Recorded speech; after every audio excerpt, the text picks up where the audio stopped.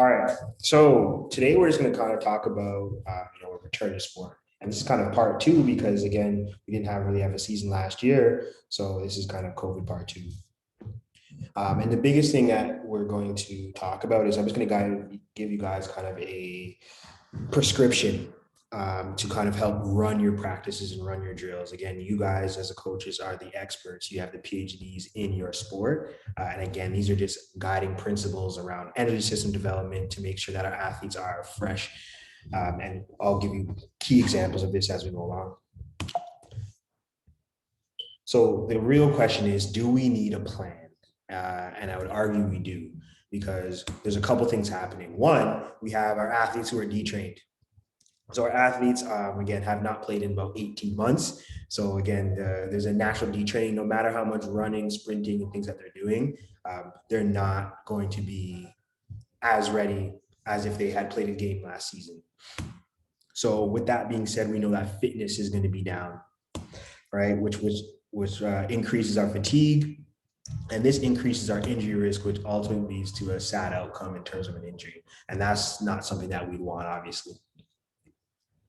So when it comes to injuries expected after layoff, you can expect, shin splints being most prevalent, especially on a harder surface. The harder the surface is, the greater increase of shin splints.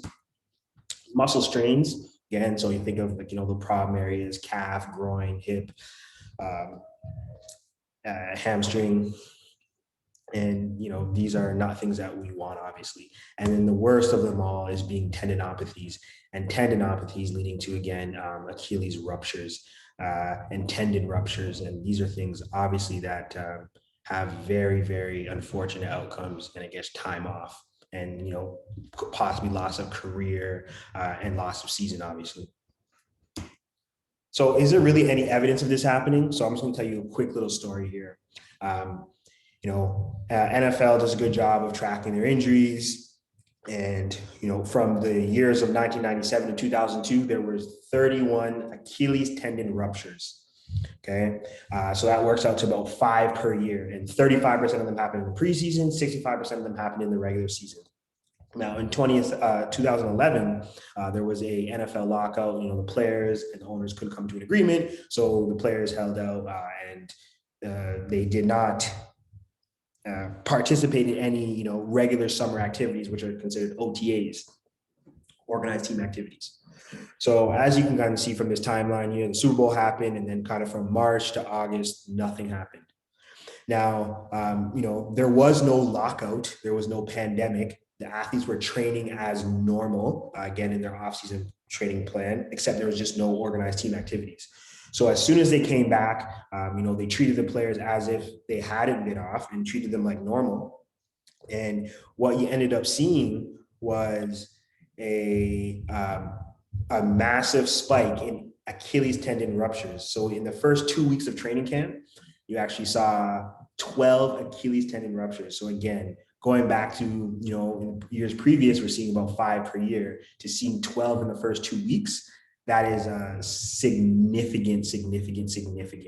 And, then they didn't understand why it happened. But now, with the science and everything that we have, we do understand that inactivity and not building up chronic loads leads to, big time injuries. So show me more evidence. This is the German Soccer League, recently just played last year. And what they saw 8 injured in 6 games. So to give you perspective, they usually see about less than 1 injury, especially when it comes to muscle strains. And there was a significant spike in their return to play. So really what you have to understand is that, these professional athletes, they had 1 month to prepare, and they were full-time athletes with no other commitments.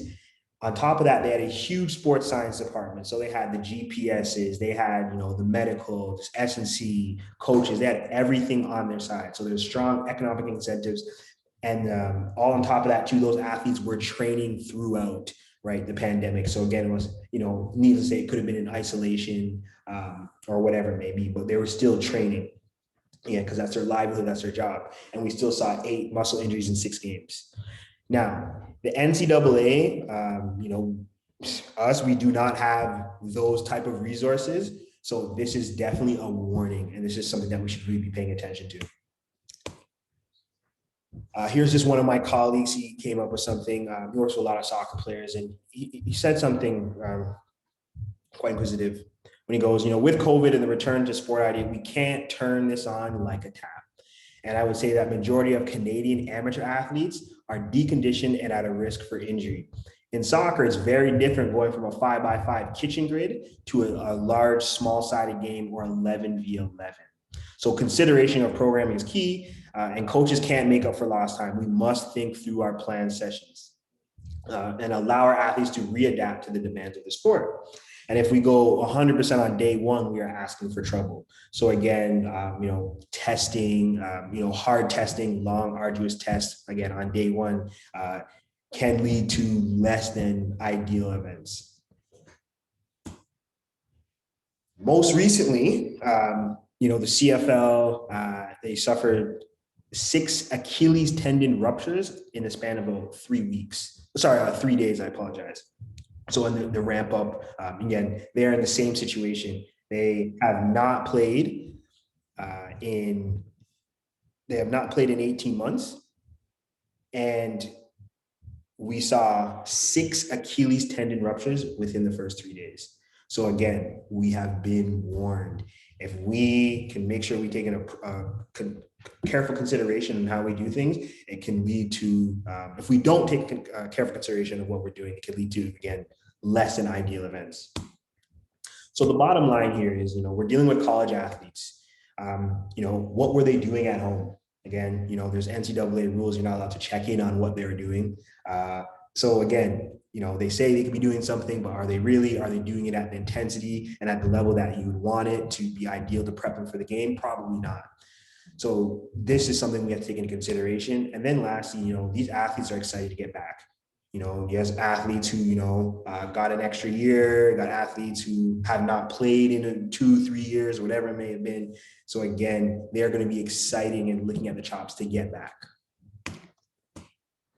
So how can we mitigate injury? So these are some of the questions that we need to answer. So how do we combat practice stress? How long should we practice be? And then how do we protect the athletes from themselves? So when it comes back to combating practice stress, there's kind of 3 levels that I kind of look at. So skills and isolation. So doing things by yourself.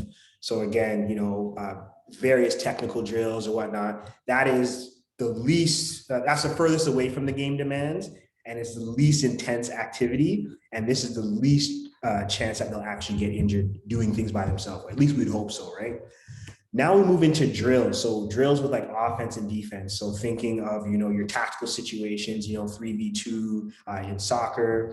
You think again, one-on-one in the sport of football, skelly and things like that. And then lastly is the chaos. So which is like a full team scrimmage, right? 11v11 in both sports. So, from a intensity scale, it goes from skills, drills, then to chaos. So that's kind of the continuum that, to work along. So furthermore, big things that we have to really manage is intensity, volume, and density. So intensity in the context in which we're speaking is the speed of movement. The faster the movement, the more intense the movement is. Okay. Volume is very simple, is the duration of practice. So how long was the practice? 15, 20, 30, 60, 75, 90 minutes, right? That's volume. And then density, lastly, is how often? How often are you doing high intensity movements, right? In a practice, in a week, in a month, in a season, in a year, right? That's the density factor. The density generally becomes one of the most important things we have to look at. So when it comes to managing of intensity now, something that we've done in rugby and that can really translate over to other sports, other team sports, is essentially looking at working in smaller grids. So again, when we first got back last year from the COVID, the pandemic, we started working in small grids. So we started doing our skills and drills again in small grids. So, say 10 by 10. right? And then slowly we started expanding the grid, right? So as you remember, going back to intensity, the bigger the grid, the more intense it's going to be, because the greater ability you have to pick up speed, right? If I told you to run 5 meters and we measured how fast you are at 5 meters versus how fast you are at 10 meters, you'd be faster at 10 meters because you had more time to gather speed and get up to your top speed, right? So that's really important with intensity. And then lastly, we kind of, to get our high speed meters, we kind of use the grid in a lengthwise fashion, right? And we had the girls running down this channel doing other drills. So it was like 2v2 or 3v2 or whatever it may be. So that, again, increased intensity levels. With regards to volume now, so generally when it comes to volume, again, it's the duration of practice. So if you have a 60 to 90-minute practice, what you want to start doing is increasing practice time about 5 to 10 minutes per practice. And that way you actually get in really good quality work, and you're slowly managing and building up their volume over time. And then again, as coaches, you guys have the eyes, you can evaluate and judge the quality of practice. You know what good is, you know what bad is. So it's really on you guys to kind of manage that. And then when you kind of see it teeter tottering, that's when you kind of want to start cutting things off or giving more rest period. And we'll talk about that more. So now we're going to kind of just break down, from my standpoint of how we can increase volume with practice. So what we have here is we have our volume and our compete games. So your warm up and your compete will generally be the same, right? So your warm up 15 minutes, you're doing various exercises, whatever it may be, for your warm up. Compete is something I like to do to just get the athletes going. So when I think of compete, it's like, again, simple, rock, paper, scissors, kind of, shake the cobwebs off, and then kind of, get back to practice.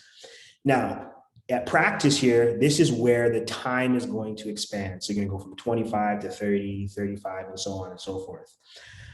That's where you add your volume. And then your cool down is about the same. So with regards to the cool down, especially now, this is probably going to be one of the most important things that's implemented at practice.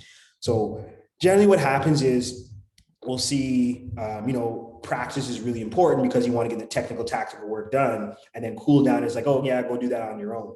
But right now is just coaches really need to be pushing that cool down and actually making time for it and making sure that the athletes are doing it in your site, just so you make sure that they're doing it with the proper quality. Because again, it's, athletes like, yeah, I'm going to go do something. I'm going to do it at home. They get home, they sit down, they're tired, they got homework, whatever it may be, and the cool down gets neglected. This cool down becomes very important. So making sure that they're doing, again, there's post practice circuits, there's stretching, there's core work. There's a lot of things that we can do in a cool down. Now, when it comes to density, it really comes down to how often. So when I think of density, I like to think of it, again, this black box here, this black rectangle, I apologize, represents your tolerance. So again, with density, it's how much are you doing in practice? How much are you doing, again, in a week, in a month, and again, over a year, right? So you can push that tolerance, right, to those outer edges of that tolerance. But again, if you stay out there too long, bad things will happen, right? So it's really important that we're managing and fluctuating. And we'll talk about how we kind of manage that throughout the year. So generally what happens is when it comes to an injury, right, it's usually what happened before the injury and the events leading up to it tells the story opposed to looking at it in the moment. Generally, when an athlete gets a non-contact soft tissue injury, it's not what they did in that very moment. Yes, they were sprinting, but again, did they have the ability, did they have the chronic loads to be able to handle that stress that you're putting on them? So this is kind of the continuum that athletes go through leading up to an injury. The first day is always, hey, coach, I'm great. And then it turns to I'm good, then it's okay, then it's tired. This is an alarm phase, and then that's the injury phase. And that's what we don't want, obviously. So for good measure, we kind of want to make sure we get to this okay part. When we get to this okay part, we know, okay, we need to get back to good. So what does that mean? More recovery, change the density of practice, or something like that. I don't want to get to this tired phase, and then because it subsequently leads to an injury. So when it comes to that too, is also about protecting these athletes from themselves. So again, that's on us, managing practice load, working on the recovery modalities. So again, think of the cool down as one of the recovery modalities, between practices, on weekends and things like that. And then lastly is just these practice warriors. Almost every sport has them, those athletes that will run through a wall, they'll run extra hard. They give a lot of effort. And, we like that. We like to see that effort. We like to see that enthusiasm. But at the same time, it can lead to, less than ideal circumstances. So there's a very famous football player named Jerry Rice. And he would, every time he caught the ball, he would run to the end zone. Caught the ball, run to the end zone, catch the ball, run to the end zone, no matter where he was on the field. So when they're doing one-on-ones, they're doing skelly, anything like that, they could be on their own 2-yard line and he'll run 98 yards and get the touchdown. So, a lot of coaches like that and they're like, hey, it teaches them to finish and things like that. Now we fast forward, again, players are a lot faster. The science is a lot better than it was in the past. And what's ends up happening now is these faster, stronger athletes are doing the exact same thing. So that, again, with regards to speed, as the speed goes up, the intensity increases. And what they ended up finding was that these athletes were putting extra load on their legs, and it was leading to, again, soft tissue injuries in games and before days before games. And again, a soft tissue injury, again, that's that can anywhere be from 1 to 6 weeks and you're out. So again, that could be a season in some cases. So again, reeling those practice warriors in and making sure that they're kind of sticking to the script, and we're creating an environment that they actually were able to cope with it, and making sure that they're not going above and beyond their density requirements.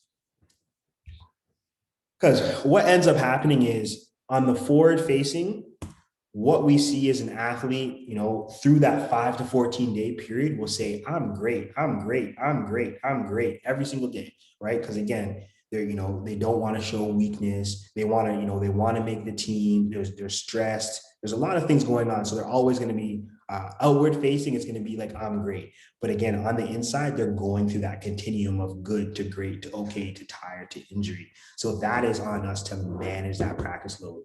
Because at the end of the day, an athlete will be sitting, they'll be in a burning building, they're falling apart, but they'll think everything is okay. And that is not the case. So we're going to switch gears a little bit to kind of just the sporting demands. So when it comes to sporting demands, team sport is generally alactic aerobic. So what does that mean? So again, it's high intensity bursts of activity followed up by, complete or near complete or near to incomplete rest periods. So it's intermittent, it's stop, start. It's not continuous in nature. Although if you look in soccer, yes, they're moving. And I'll kind of show you that in the next slide. But again, when you break down the distances that they're running, it's really stop, start in nature. So when it comes to the sport of football, it's more so on that strength, speed, continuum, and less of an endurance. There's an endurance factor, but again, it's not as important as the strength. And then lastly, next is the speed. Soccer, on the other hand, is more so on that speed endurance continuum, right? So speed is important, but endurance is very important as well, because you got to be able to repeat that speed over a match. So when it comes to the demands of soccer now, right, what we can see here is there's actually a lot of standing, walking, jogging, right? And there's very little running and sprinting. So think of a sprint as, all out sprint, and running is kind of just below a sprint, right? It's not a jog, it's faster than a jog, but slower than a sprint, that in between. The biggest thing here is this is the in-between work is where athletes get hurt. You don't see a lot of athletes getting hurt walking, jogging, or running. If that was the case, anyone can play the sport of soccer. And that's not the case, right? So again, these athletes are supreme beings, they're fast athletes. And this is where they get hurt. So we have to protect them for these occasions. And this stuff will take care of itself naturally. So quick quote was like, in team sports, preparing our athletes for high velocity dynamic tasks such as running and sprinting is the most important thing we can do. Running and sprinting is where majority of athletes get non-contact soft tissue injuries. We must give athletes their vaccination, which is a properly dosed sprinting prescription. If volume, intensity, and density are not managed, it can lead to less than favorable outcomes, which is injuries. So when it comes to training for the demands of soccer, I'm kind of breaking down like three different kind of categories. So we have our game simulation. So think of game simulation as, certain technical, tactical situations. So again, 3v2, 4v4, whatever it may be.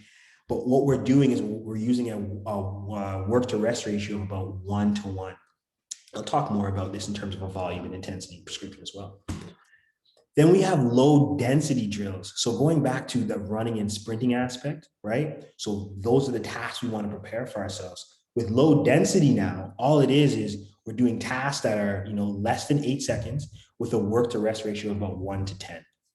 So these are we considered certain explicit tactical drills that they're going to be doing for a certain duration of time.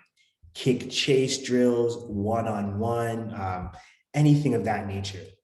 Then you have high density drills. So again, still high efforts, but again, work to rest ratios are shorter. So we kind of have to toggle between, game simulation, low density and high density. And that's how you kind of manage it throughout a week, throughout a season, throughout a year. And that's how you properly build density. So when it comes to work to rest ratios with regards to low density drills, again, we have that 1:10 work to rest ratio. So again, I've kind of just broken it down into kind of 3, 5, and 7 seconds. So we'll talk about 3 seconds here. So think of a 3-second drill, whatever it may be, whatever drill you guys use. Think of you doing it for 3 seconds, you're resting for 30 seconds, and you're going to repeat that about 8 to 12 times. Right? So after you've done that, that's considered a series, which is one series. You're going to rest about 5 to 10 minutes between series.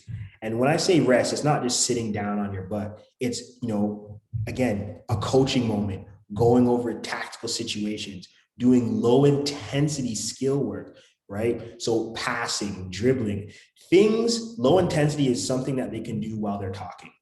So you can talk and pass the ball, right? That's low intensity. And it's going to allow, again, their bodies to recover. And then we go back to repeating those high intensity efforts. So this is a really good way to kind of really create density within your practice, as well as create game-like situations at high intensities. Okay, and then it's the same thing for 5 seconds and for 7 seconds. And as you can see, the rep scheme goes down because the time is going up, and then the series as well goes down. With regards to high density now, so essentially what it is, we're going to go 3 seconds again. It's shorter rest period. So the same 3-second drill, but again, it's 20 to 30 seconds rest. You're going about 10 to 20 reps. Right? We're going to rest about 3 to 5 minutes. So again, that low intensity talking, tactical drills, whatever it may be, repeat that a few times. Okay. And again, these are just prescriptions. So again, I'm not saying these are the drills you need to do. It's just kind of giving you parameters to make sure that, they're from a physiological standpoint, they're getting the adaptations that they need to make sure they're fit on game day. Game simulations now with that work to rest ratio. So of 1:1, the biggest thing here is how it differs from low density, high density drills is you are in, again, 3v3 settings, 4v4, 5v4, tactical situations, whatever it may be. And you're playing with a ball. And what's happening is the athletes aren't actually working hard for 15 seconds. So it might be a sprint, kick, pass. It might be a walk. But again, they're doing 15 seconds of whatever that is. In a team group-like fashion, they're going to rest. Repeat that again. So big thing to do this is if you have some form of drill and you just make it continuous and you have multiple groups. So, you have people who are on offense, who are on defense. If they score, they run back, have to go again. Right? And we do this for about 5 to 7 minutes. And then we give them that 3 to 5 minute rest. So again, organizing your practice into, what drills we're going to do, what tactical work we're going to do, and you kind of keep going back and forth between that. And this is kind of a really good way to get, game fitness while keeping the intensity high. But again, the volume is not going to be that crazy. And then lastly is small-sided games. So small-sided games, again, I'm pretty sure this came from soccer. A lot of other sports have taken it that have continuous in nature. Rugby takes it, as well as soccer. But what it is essentially you're playing, half field games or, certain grids that you guys may create. And from a prescription standpoint, what we're looking for is you go 4 minutes continuous, right? They rest 1 minute, they repeat that again. Okay, so after they've done 2 games, they rest 3 to 5 minutes. Repeat that again. Now, the biggest thing here, this is probably the most stressful, again, drill you can probably do with athletes because there's a lot of variables going on at the same time. So again, you may not want to repeat this for more than like 2 to 3 series. So when it comes to kind of a weekly layout now, I'll kind of break this week down in terms of how to run it, like especially like during a season. So, there's Sunday, they're off, and then Monday, they kind of get back to it. So again, make it like a 3-second day. So the drills you do are like 3 seconds. And again, this is a low density, the longer work to rest ratios. Again, we're going about 30-30 for any game simulations, things like that, right? And then the volume is kind of moderate. Tuesday, you make that kind of your hardest day of the week, right? You're going 5 seconds, shorter work to rest ratios. Again, 15-15. So it's going to be a little bit more intense and the volume's a little bit higher as well. And big thing here is small-sided games. You can kind of do this on this day as well, right? Wednesday, kind of the day before the game, you go back to that low intensity. Low density. 3 seconds, longer work to rest ratios, 15-15, and the volume is low. Game day, kind of repeat what you did that Wednesday, except you're probably going to take out that 15-15 work as the athletes are trying to really recover. Volume is low, game day, Sunday off, and kind of repeat that process. So again, this is just an example, and this is definitely something that can move based off of the schedules. So now let's move over to football real quick. With football, what we kind of see, no matter what you do, a run, pass, a balance offense, we're looking at about 4 to 6 seconds of work, right? And with a rest period between plays, about anywhere from about 16 to 40 seconds. And then the number of plays per drive is generally about 4 to 6. And then the number of offensive possessions that you'll see in a game is about 14 to 16. So a lot of the same principles we take from soccer, we can apply to football. Again, it's in your sport specific fashion. So in your indie drills or whatnot, and I'll give you guys more prescription. So when it comes to training for the demands, right, we're going to focus on low density drills, right? So again, less than 8 seconds, longer work to rest ratios, higher density drills, same thing, shorter work to rest ratios. And we're not going to do game simulation because again, the sport of football is not continuous the same way that soccer is. So it's actually not needed. So again, this is the same chart again for 3 seconds. So think of it, doing these kind of work to rest ratios in indie, right? We're doing receivers doing cone work, doing routes, O-linemen are doing pad work. You can follow the exact same principles. So think of it, if you have so many people in a line, right? And they do the drill, they walk to the back of the line, that can be their 30 seconds rest, right? And then what you kind of do is on the higher density days, the shorter work to rest ratios, you do the same drills, but again, you just shorten the lines and that's where you shorten the rest periods. Right. And then kind of going into another drill, going into team where it's slower, it's a tactical, coaches are coaching, and that kind of gives them the rest period. And you can kind of go back to the high intensity work. This is something that has worked very well, something, we kind of implemented when we were at the Argos, and, athletes were in great shape. So with regards to kind of a general layout with football, we'll see again, a 3 second day, again, same principles, right? Low density, moderate volume. Tuesdays, kind of those high days.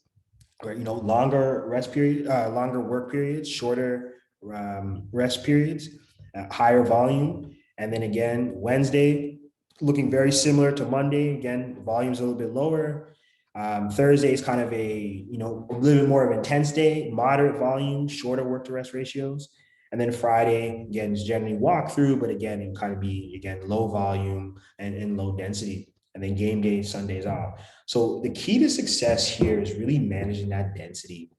It's very important. And that's going to change based off, the opponent, travel, and things like that. So kind of to conclude this, it's really important to really look at intensity, volume, and density. So remember, intensity being the speed of the movement. How do we control the speed of the movement? In the sport of soccer, sprinting without the ball is going to be faster than sprinting with the ball, right? That's again, I control the intensity. You can control the intensity as well as changing the size of the grid. Going from a 10 by 10 grid to a 20 by 10 grid is going to, again, increase the intensity. Volume simply being the duration of practice. The duration of practice. So if it's 20 minutes versus 30 minutes versus 60 minutes, right? And then density is just how often. When it comes to density, this is, again, I think is the most important thing. How much work are you doing at practice in a week, in a month, in a season, in a year? It's very, very important. So to conclude, let's read this quote again. In team sports, preparing our athletes for high velocity dynamic tasks such as running and sprinting is the most important thing we can do. Running and sprinting is where majority of athletes get non-contact soft tissue injuries. We must give athletes their vaccination, which is a properly dosed sprinting prescription. If intensity, volume, and density are not managed, it can lead to less than favorable outcomes.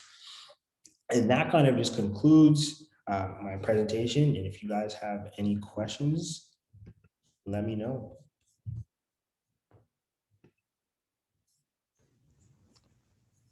I don't know.